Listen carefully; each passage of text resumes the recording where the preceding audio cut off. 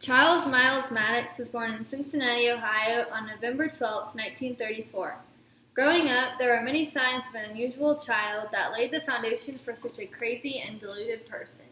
To the rejection of his mother on many times, to the only father figure walking out on him before birth, Manson dealt with a huge deal of rejection.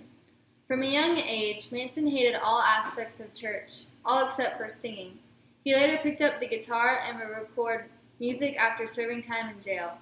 After his time, Manson would then lead one of the most notorious cults and killing known in America.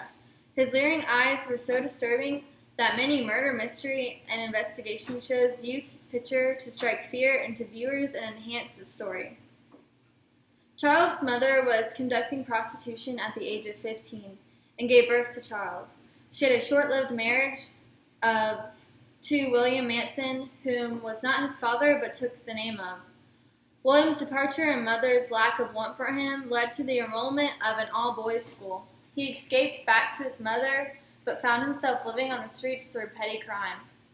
Manson was in and out of jail from 1958 for a variety of crimes, such as pimping, burglary, and grand theft auto. In result, he was sent to McNeil Island Prison in Washington State for a sentence of 10 years. While serving his time, he raped a male inmate. Also, he used his time to teach himself how to read music and play the guitar. He spent half of his 32 years of life in jail. Charles Manson became obsessed with music and influenced him along with LSD. He believed that the band The Beatles released their song Helter Skelter to send a message describing an upcoming race war. Manson thought it would occur in the summer of '69 and the blacks would uprise and kill all the white people. He told his followers that traveling underground to the Death Valley and hiding from the war would save them. When the race war did not happen as predicted, Manson said he and his followers must show them how. Manson turned to Southern California with nothing but illegal substances and the guitar skills he picked up while in jail. People from far and wide would soon be in search for Manson and his vision. The group or family had grown so tremendous that Manson had moved them into the Spawn Ranch. Through a stroke of luck, the then Beach Boys' Dennis Wilson had picked up two women who happened to be part of the family. These two women stayed at Dennis's house, allowing Charles to both play and record music with him. Through this connection, Charles Manson met with Terry Melchler, a record producer. Terry had no extreme interest in the musical talent of Charles, but he did have false hope for Manson. This would be what eventually led to the killing of Sharon Tate and company at the Pulaski home.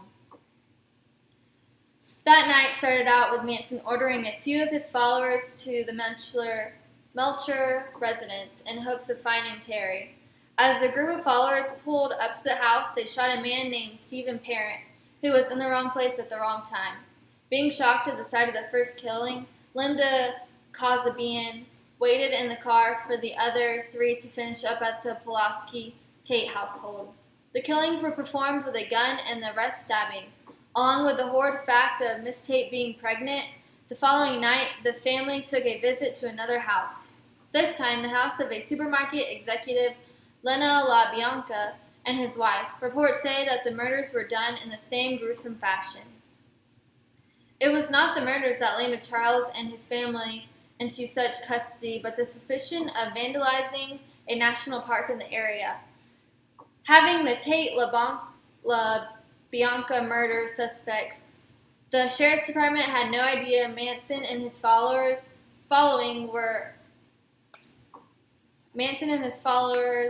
were the cause of these horrid acts until Susan Atkins confessed.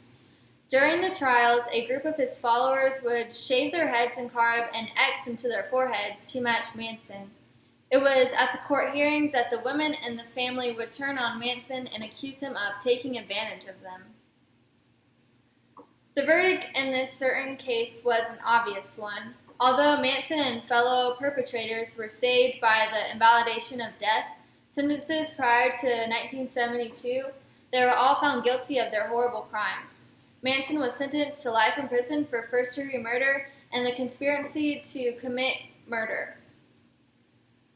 Now imprisoned at Corcoran, State Prison, California, Manson is seen as a man that still has great following and casually is called upon for parole but never makes it.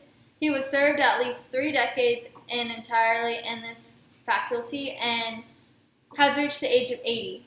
He currently receives the most amount of mail out of any prisoner to date and also has a relationship with a 26-year-old woman from Illinois.